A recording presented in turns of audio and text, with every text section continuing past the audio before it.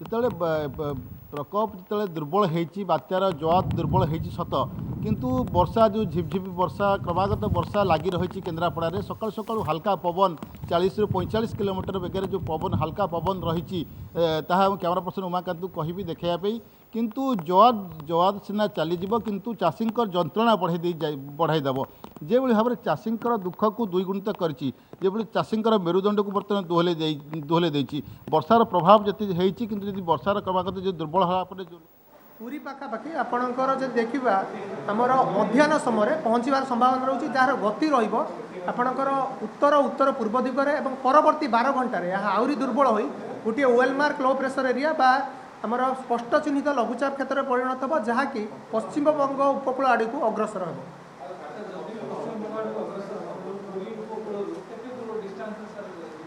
जोटा कि आपणकर डिस्टेंस तो नुहे आपणकर जो तार जो रोचे पाखापाखि आपणकर मझामझी रोचे आपणकर पश्चिमबंग जो रोचे आपणकर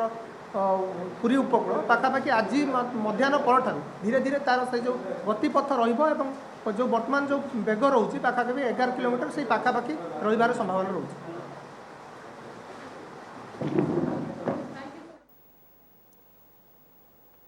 पाणीपाग विज्ञानी भुवनेश्वर आंचलिक पाणीपाग विज्ञान केन्द्र उमाशंकर दास जहाँ वार्ता वर्तमान दौले प्रेस जरिया जे आहरी ये धीरे धीरे अवपात आहरी आगामी 12 घंटा भितर वेलमार्क लो प्रेशर एरिया परिणत होगा और उत्तर पूर्व दिगरे गति करी पश्चिमबंग उपकूल आड़े ये मुहाइब जहाँ सूचना जहाँ अपडेट दि जाऊला उमाशंकर दास तरफ मनोज स्वाई लगातार भाव में आम प्रतिनिधि केन्द्रापड़ा आम सहित जोड़ी रही मनोज आपन कहते जे वर्षा तुहाकु तुहा लगी रही ए वर्षा जिते लगी वर्षा जिते समय पर्यंत हम चाषी चिंता चाषी मुंड उपर चढ़क सेते पड़ी पड़ी जीव बा बढ़ी बढ़ी जीव देखो तुहाकु तुहा वर्षा लगाण वर्षा बर्तमान राति ठार लगी रही कि भाव में चाषी दुख को द्विगुणित करी कैमरा पर्सन उमाकांत को कहि देखिए जिते अमल कर बेल अच्छी अमल कर समय कि भाव में पानी रे बर्तमान बुड़िक रही शह शह हजार हजार हेक्टर चाष जमी जे कि चाषीर वर्षकर परिश्रम वर्षकर संबल वर्षकर स्वप्न कि भाव में क्षेत्र में लोटिक रही जे चाषी जो मेरुदंड को दोहलाई देती जो चाषी आम पाखे अच्छा प्रतिक्रिया नवा सकाल सकाल जो मैंने कि बिल को जो मैंने चाष कर मुंड झाड़ा तुंडे मारी किभली भाव में चाष करते बर्तमान अमल कर बेल केते वर्षा होती कौन केमती अवस्था अच्छी आज्ञा देखु बर्तमान चाषी जो भली चाष कर समस्त जिनस जोटा कि गहना गांठी भल मंद बिकिकी चाष करथिला लोन करथिला एवं समस्त आशा रखी किसी खाइब किसी बिक्री करिवो ता पिला परिवार पोषिब किंतु जो पछ वर्षा होता से धान किसी पड़ जाइथिला से धान गजा हो जाइछि एवं वर्तमान जो समस्या सृष्टि करछि बात्यार जो कराल रूप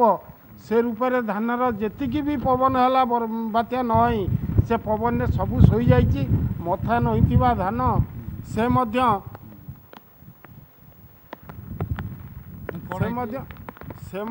धान सबू जाक पानी रे बुड़ी जाइछि अग बुड़ी जाइछि जो अग बुड़ीगला फल से धान आउ चाषी केबे क्षेत्रु नहीं पारिबो नहीं गाड़ी आसिक जहाँ काटी था हो पारनी जो लोन करथिला एजा चाषी मुंडे हाथ दे सबू चाषी घरे बसचंती सरकार कहउचंती काटिकी नियंतु जहाँ को आम काटिकी नहींचु से जो धान क्षेत्र किसी नहींचु ताकू रखीदेलु से सब गम हो गलानी गरम होकर बाष्पीभूत हो सी जमी धला धला चूना भाया हो जाऊँगी। अच्छा अच्छा आपड़ कहे आप करते बर्तमान कौन समस्या आज्ञा मुझे 4 एकर जमी चाष करी आगुरी तो जो वर्षा होता से पानी जमी रही एपर्त पानी सुखी ना बर्तमान जो वर्षा हो गला बात्या कौन पलैगला आम शुणुचु बर्तमान जो वर्षा हो धान देखो आप संपूर्ण बुड़ी जाए कांद से संपूर्ण पचिक गजा अवस्था आसीगला आम वर्षकर आहार वर्षकर रोजगार आज्ञा सबू पलैगला पानी आम आज्ञा बहुत दुखित कौन करूँ केमी चलू केमी कौन करूँ खाइबा को आम चाषी जहाँ दुनिया को शस्य जगाऊलु आम तो निजे आगे खाइबा पाइबू ना एभली अवस्था आज्ञा कौन कर कौन एमती उपरपाट होना तलपाट सबू आज्ञा जो वर्षा होती आगुरी थिला पानी ये पुणी हो गला आउ कौन मात्र आउ फसल अमल कर बाट कौन बात ना। अच्छा ଯେତେବେଳେ ଚାଷୀ ହେଉଛି ଅନ୍ନଦାତା ସେ ହେଉଛି ଆମର ଭାଗ୍ୟ ବିଧାତା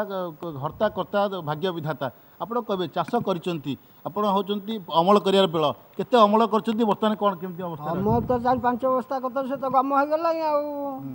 ଗମ ହେଇଗଲାଣି ସେ ଚାଉଳ ଚୁନା ରକମ ହେଇ ବାହାରୁଛି ଆଉ ହବ କ'ଣ ଆଉ ଏଇ ବାଗିଆ ଅବସ୍ଥା ଆଉ ଧାନ ତ ସବୁ ପାଣିରେ ଠିଆ ହେଇଛି ଧାନ ପଚିଗଲାଣି କାନ୍ଦି ଟେକି ଦେଖିଲେ ଆଉ ପଚିଗଲାଣି ଧାନ ଆଚ୍ଛା କ'ଣ ବର୍ତ୍ତମାନ ସମସ୍ୟା ପାଣିରେ ରହିଲେ କ'ଣ ସମସ୍ୟା ହେବ ଆଉ ଧାନ ସବୁ ପଚିଯିବ ଆଉ ସମସ୍ୟା ଏଇଆ ଆଉ ସବୁ ଟୋଟାଲ ଧାନ ପଚି ଯାଉଛି ଆଚ୍ଛା